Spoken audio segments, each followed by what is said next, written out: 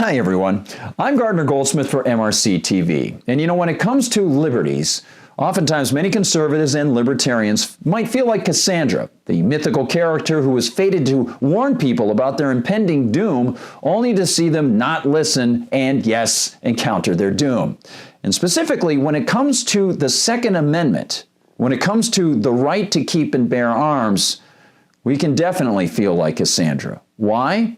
Well, you might recall that recently we did a 3-part series on the right to keep and bear arms. It was called Intellectual Ammunition. And in the 3rd part, I noted that there was a 2007 Supreme Court decision called D.C. v. Heller that was going to cause a lot of problems, not only for people who believe in the right to keep and bear arms, but just for the very definition of the word right.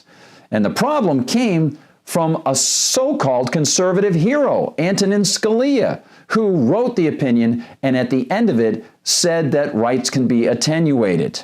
Well, we warned that this would be something that we would encounter in the future as more legislatures and more courts found in favor of attenuating people's rights. Guess what? There's a story out of the First Circuit Court of Appeals that shows that indeed Cassandra was right.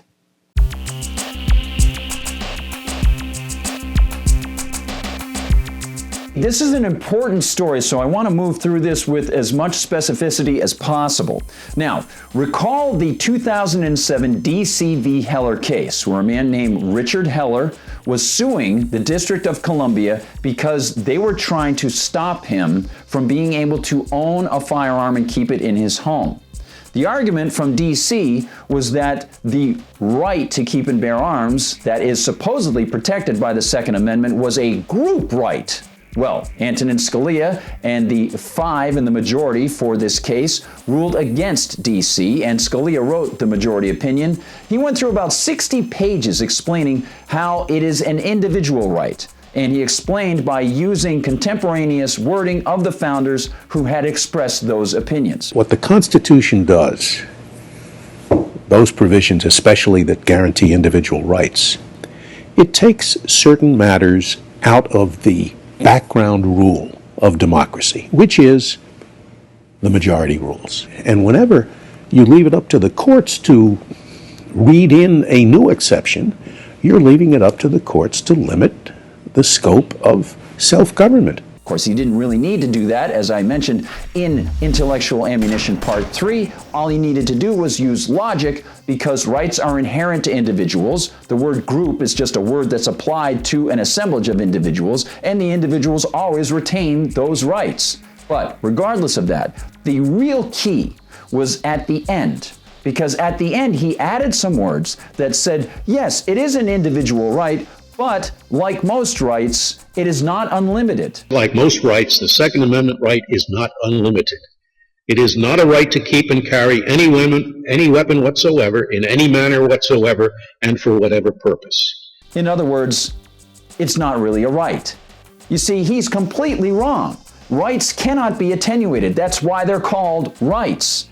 And we said, as Cassandra would have warned, that this was going to lead to all sorts of problems for people who believe in respecting their neighbor's right to keep and bear arms for self-defense. It would leave the door open to legislatures and the courts finding in favor of further attenuation of the inherent right to self-defense. And guess what? Yes, in the past few days, the First Circuit Court of Appeals has proved Cassandra correct. A 3-judge panel recently ruled on a lawsuit brought by residents of the city of Boston and the city of Brookline against Boston, Brookline, and the state of Massachusetts for infringing on their right to keep and bear arms, which is explicitly prohibited by the Second Amendment. The case is called Gould v. Morgan et al. And it saw these 6 individuals citing the fact that Massachusetts is what they call a May-issue state. Now, it has nothing to do with the month, of course. It has to do with the fact that it is a state where the legislature claims that they can decide whether you can be licensed to carry a firearm. Yes, Massachusetts is one of 8 states that includes Hawaii, Connecticut, New York, New Jersey, Maryland, Delaware, Rhode Island sometimes, and California.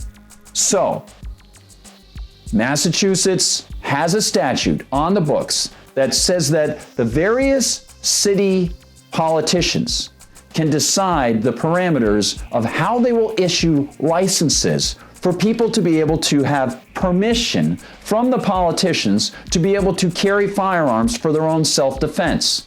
Well, these people sued the state, and the three-judge panel not only found in favor of the state, but guess what?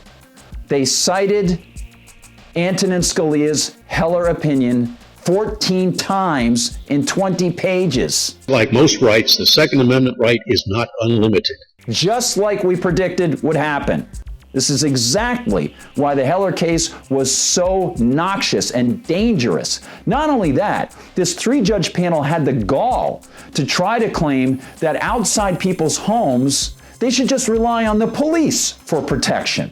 Well, perhaps the three judges haven't become familiar with that old adage, when seconds count, the police are just minutes away. Perhaps these three judges aren't familiar with the fact that the average response time for police in the United States to respond to a call of a violent crime is 10 minutes. But that's okay. You'll be safe by the magic of the state. This is incredible, and it was predicted by many people who believe in civil liberties. So, now what is ahead? Well, these plaintiffs are ready to go to the Supreme Court. So what can Cassandra predict if this goes before the Supreme Court? Could be rather tricky, huh, fellow Cassandrans? But it is likely that the Supreme Court will simply go by Judge Antonin Scalia's opinion in the Heller case and say that an infringement of the right to keep and bear arms is not really an infringement because the state has what's called a compelling state interest to do it. Isn't that great? So you can get agents of the state ruling that the state has a compelling state interest. There's something missing in that equation, isn't there? Yeah, that's you, the individual. It's always missing when it comes to the state. The individual is irrelevant.